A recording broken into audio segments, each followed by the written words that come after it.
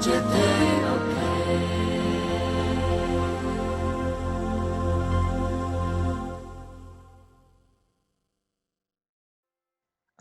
warahmatullahi wabarakatuh, teman-teman semua. Terima kasih sudah berkunjung ke channel Deka Hobi. Dan di sini saya akan mencoba sharing tentang ilmu baru, ilmu yang saya peroleh ketika masa work from home. Ya walaupun sekarang juga sebenarnya masih banyak yang work from home. Dan sharing ini siapa tahu nanti teman-teman bisa nambahin atau sekedar diskusi nantinya. Saya awali video tadi dengan video gak jelas karya terbaik saya. Ya ada gangguannya walaupun maksa, tapi lumayan lah buat pemula kayak saya belajar bikin objek dari foto atau biasa disebut fotogrametri. Jadi memang awalnya semua dimulai ketika negara api menyerang ya, corona datang, masa menunggu, kegiatan dibatasin, kerjaan-kerjaan banyak yang dikerjakan di rumah. Dan alhamdulillah nih ketemu sama komunitas super kece yaitu Indonesia Mapping Community. Tempatnya anak-anak mapping, tempat yang anak-anak drone pada kumpul. Ya walaupun saya nggak punya basic mapping, forestry ataupun geologi, karena di sana teman-temannya itu banyak dan ramah, metode pelatihannya mantap nih. Jadi sekarang alhamdulillah saya bisa mapping tipis-tipis lah sambil belajar fotogrametri. Lebih lanjut tentang fotogrametri dalam tanda kutip akan saya coba sharing sebisanya di video selanjutnya. Walaupun saya tahu teman-teman yang melihat video ini pasti sudah paham bener luar dalam tentang fotogrametri. Terus video ini ngapain gitu? Video ini sebenarnya catatan perjalanan saya belajar hal baru selama belajar drone mapping, suka dukanya bikin objek 3D dan video animasi. Dan saya akan coba mereview software yang saya pakai. Siapa tahu ini nanti bermanfaat buat teman-teman. Oke, sekarang kita coba masuk ke inti video ini. Kalau kita sudah terbiasa ngolah data mapping pakai drone, pastinya kita akan familiar sama yang namanya Agisoft Metashape atau Photoscan versi awalnya. Kemudian Pix4D Mapper, dan dua software besar ini yang memang dikenalkan kepada kami ketika belajar ngolah data, dan masing-masing punya kelebihan dan kekurangan. Terutama masalah resource, sumber daya di PC atau laptop kita. Dia bakal nyedot RAM, prosesor, VGA juga yang dibutuhkan juga lumayan besar. Dan kalau untuk data-data kerjaan profesional yang jumlah fotonya bisa ribuan, nah ini pasti butuh spek yang sangat tinggi nih. Awalnya sih memang coba-coba kita bikin data mapping, bikin objek 3D pakai Agisoft, pakai Pix4D gitu kan.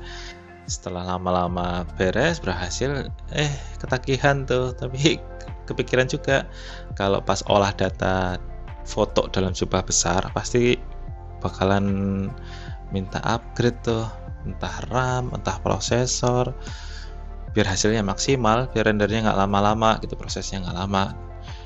Akhirnya kepikiran juga, ada nggak sih aplikasi yang lebih ringan, nggak seberat Agisoft ataupun Pix4D, atau syukur-syukur bisa ngatur RAM yang dipakai nih biar nggak terlalu berat kerjanya PC atau laptop, nggak terlalu berat, nggak sampai berasap karena proses sampai berhari-hari, dan hasilnya bagus.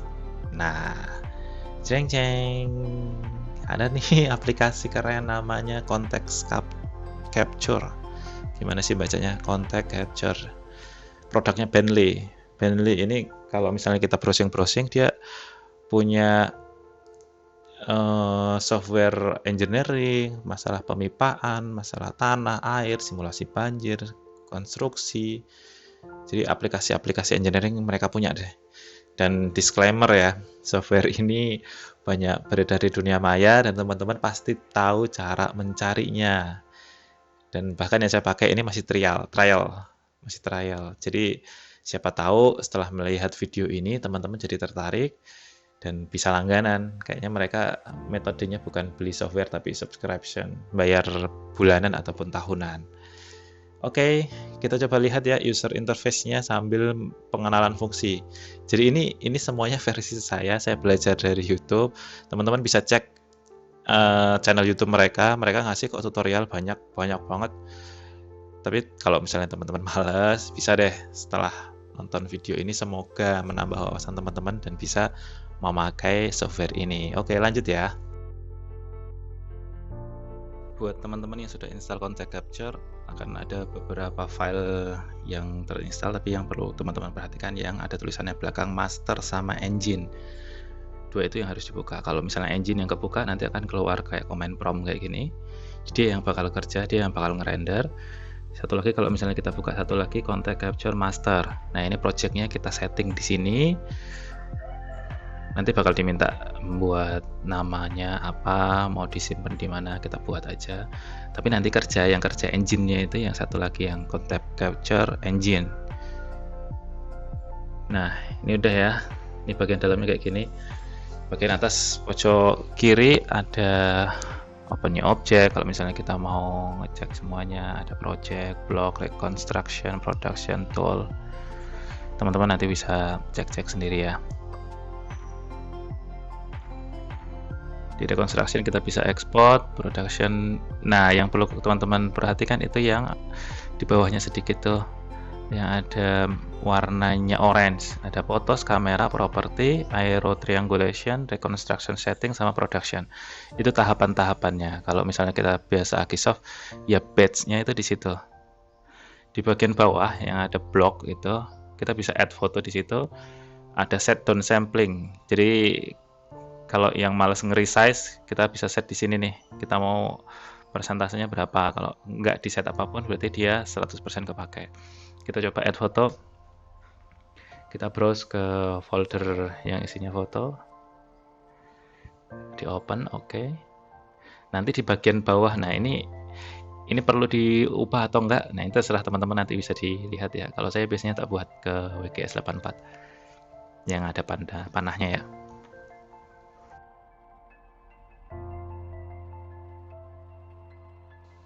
Oke, kalau sudah, kita coba cek setting yang lain.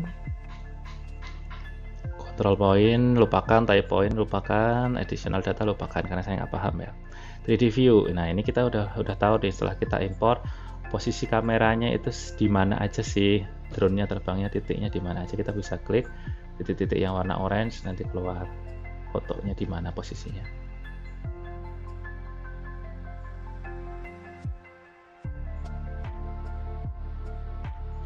Oke, ini sudah, kita submit aero triangulation, biarkan normal semuanya default, use photo positioning data. Oke. Di sini ya saya ubah paling di key point density, tak buat ke height. Kemudian construction mode itu bisa one pass atau multi pass. Nah, ini saya juga kurang paham, harusnya multi pass itu lebih bagus kali ya. Oke, kalau kita sudah, nah ini keluar ya, di command prompt-nya nambah job bla bla bla, berarti sudah dimulai aero triangulation prosesnya.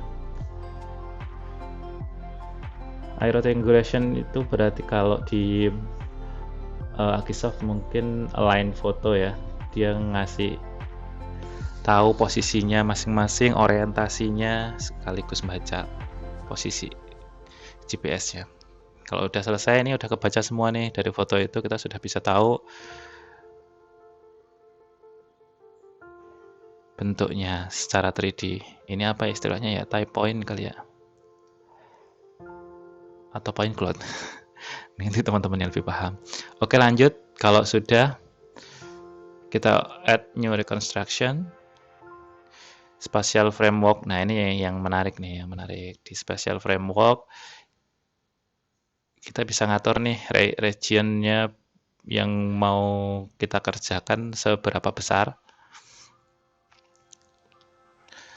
Ini kelihatan ya, saya ngeklik di sebelah situ. Kalau misalnya pengen tahu itu posisi kameranya besar kecilin. Nah, yang paling kanan itu ngedit regionnya, mau besarin atau ngecilin. Kalau teman-teman besarkan berarti kerjaannya lebih banyak, lebih berat, RAM yang dipakai lebih banyak. Kalau kita kecilkan, nah akhirnya kita bisa lihat tuh yang saya kasih panah tuh. Kalau regionnya saya kecilin, expected maksimum RAM-nya turun. Yang awalnya tadi 7 sekian jadi 6 sekian. Ini kebayang kalau misalnya filenya gede dan banyak, expected RAM itu bisa sampai 100 sampai 90, 98 sampai 100-an lebih giga. Dan itu ngaruh banget. Gimana caranya kita ngatur RAM? Di mode ada tulisannya no tiling. No tiling kita ganti nih ke regular planar grid. Dan tile size-nya kita bisa lihat yang paling kanan itu, yang regionnya itu langsung kebelah tuh jadi 6. Jadi 9. Jadi 9, kalau 9 berarti RAM usage-nya per job 4,3. Kita ubah nih tile size-nya ke 450 misalnya, atau ke 400, atau ke 300. Nah itu kebagi 2. Ini akhirnya bisa kita pakai untuk atau RAM. Setting di sini paling geometric precision-nya saya buat high. Hole filling bisa fill all hole atau fill hole yang kecil aja, bebas. Nanti teman-teman bisa pilih-pilih sendiri. Kalau misalnya ragu, balik lagi ke situ lagi boleh. Kalau sudah di submit new production, kita bisa pilih 3D mesh, point cloud, ortho, mesh retouching, atau reference 3D model only. Nanti kita bahas lagi. Yang awalan kita buat ke 3D mesh. 3D mesh kontak sensor 3MX ini defaultnya. Terus kalau misalnya teman-teman mau main 3D-nya, kita bisa pakai OBJ atau FBX. Web ready itu berarti kita bisa ekspor ke web. Just sudah tinggal ekspor. Tapi saat ini kita nggak pengen ekspor ke web. Kita kasih 100% quality JPEG. Ini tinggal di next aja dan submit. Kita bisa lihat nih, karena tilenya kita pilih tadi sekitar 350-an ya, jadi dia kebalah jadi 2. Jadi si contact capture engine-nya bakal kerja 2 kali, tile yang satu sama tile yang satunya lagi. Memorinya sangat friendly, cuman 1 sekian, akhirnya naik jadi 5. GPU juga kepake di awal di align, dan waktu narik data untuk foto. Untuk speed up biasanya teman-teman yang pakai Nvidia, kita bisa masuk ke Nvidia Control Panel, kita cari Contact Capture Engine, dan biasanya di OpenGL sama Power Management, prefer maximum performance. Itu biasanya lebih ngasih tenaga lebih untuk VGA-nya. Dan hebatnya Contact Capture, karena kita tadi pilih tilenya 2, berarti filenya bakal kebagi 2 tuh. Tapi begitu selesai satu file, dia langsung muncul dan bisa kita view dan bisa kita mainkan. Ini contohnya ya. Kita sudah bisa putar-putar, sudah jelas, karena secara proses ini selesai dan dia terpisah dari yang satunya lagi. Jadi yang satunya mau masih proses ya nggak masalah, baru 15% juga nggak masalah. Tapi kalau misalnya kita sudah kebelet mau bikin animasi 3D, bisa tuh dimainkan, udah bisa selesai, tinggal diputar aja.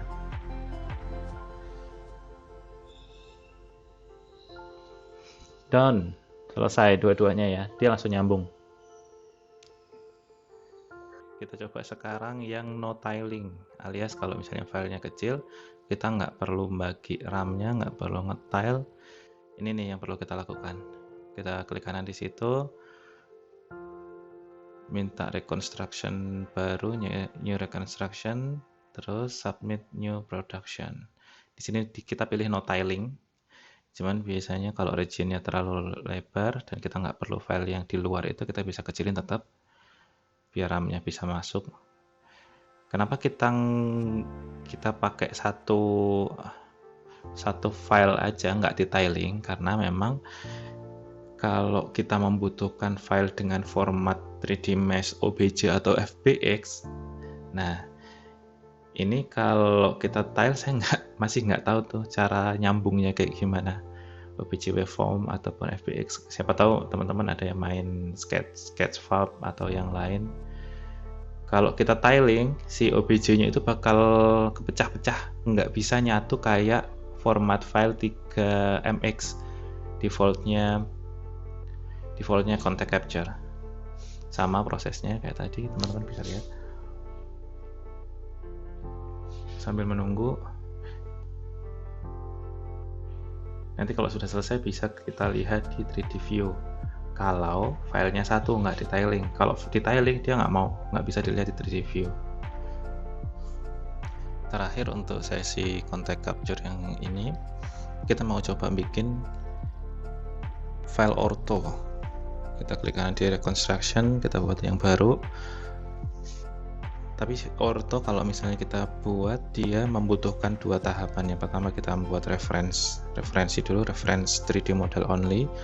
Setelah itu baru bisa kita membuat ortho. Kalau kita maksa langsung pilih yang ortho, pasti nanti diminta referensinya.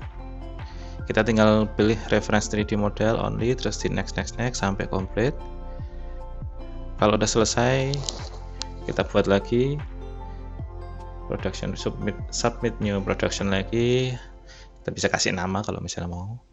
Terus kita buat ortho. Di sini pilihannya sudah ada, maksimum image part per dimensi, itu bisa diganti-ganti.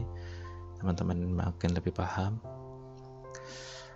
Nanti kita sudah next, dapat pilihan spatial reference, tinggal teman-teman ganti dan di submit. Proses pembuatan ortho ataupun DSM tergantung dari file yang diolah. Kalau filenya kecil biasanya lebih cepat.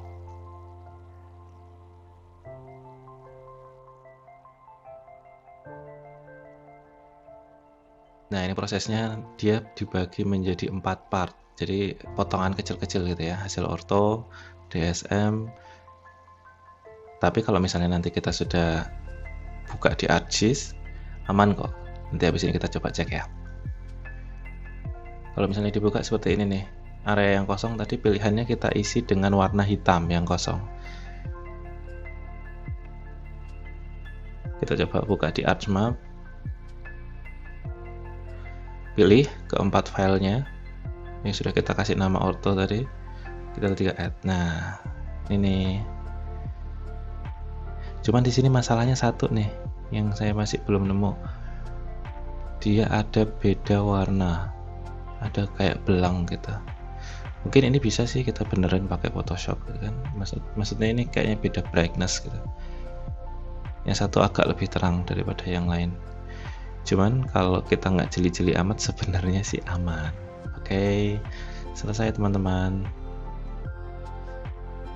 Setelah beberapa waktu menggunakan contact capture, dapat saya simpulkan yang pertama, secara user interface dia sangat mudah digunakan. Jadi pilihannya nggak banyak.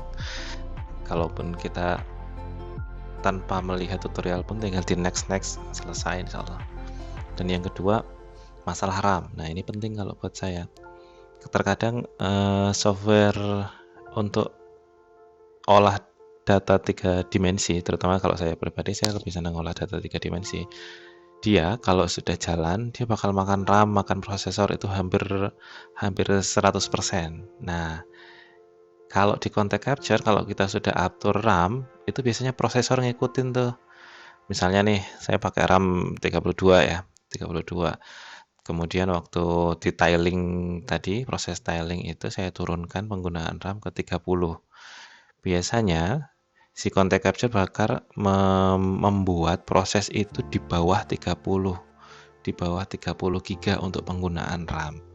Dan biasanya ada efek sampingnya ke prosesor jaraknya nggak sampai 100% selama proses pembuatan itu. Kenapa saya buat demikian? Efek sampingnya memang bakal lebih lambat. Memang bakal lebih lambat dibandingkan kalau misalnya kita full memori kita fullin, prosesor kita fullin, dia biasanya lebih cepat. Cuman kalau misalnya pas ada kerjaan lain, kita harus ngerjakan sesuatu, entah edit video ataupun ada kita butuh browsing, butuh ngezoom, butuh yang lain. Kalau laptop itu dalam keadaan 100% terus, prosesor 100%, kemudian RAM juga 90 hampir 100, itu kadang-kadang nge-freeze kalau misalnya kita pakai. Nah, ini gunanya kenapa kita harus atur RAM di situ. Dan dibandingkan dengan Agisoft dan Pix4D, saya rasa prosesnya terutama untuk di 3D modeling, pembuatan hasil 3D dia lebih cepat. Saya udah siapkan video untuk perbandingannya sih, cuman kita coba upload nanti untuk video selanjutnya, dan terlihat lebih bagus, lebih rapi gitu. Dan tambahan yang lain adalah web ready. Jadi kalau misalnya kita centang web ready waktu ekspor pilih 3D Mesh yang 3MX itu, kita bisa langsung upload ke website pribadi kita. Namun di sini saya ada dua kekurangan yang terlihat. Yang pertama, toolsnya nggak sebanyak, anggaplah kita bilang di Agisoft ya. Dia lebih rinci tuh per part, misalnya masih di Mesh nanti ada toolnya lagi, nanti di Orto ada toolnya lagi. Kalau misalnya kita mau ngutak-ngatik yang macam-macam, yang advance, nah itu lebih ke sana.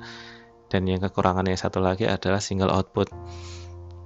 Kalau misalnya kita di awal memilih untuk membuat 3D Mesh dengan format OBJ, setelah proses itu berlangsung dan kita misalnya menginginkan ganti format ke FBX, nah kita harus mulai proses ulang tuh dari awal sampai akhir, dan itu membutuhkan proses yang agak lama. Jadi berbeda, anggaplah kalau dibandingkan dengan Agisoft, kita sekali proses, waktu ekspor file kita bebas tuh nentuin kita mau save ke KMZ lah, mau ke OBJ, ke FBX, ke 3ds, nah itu bisa.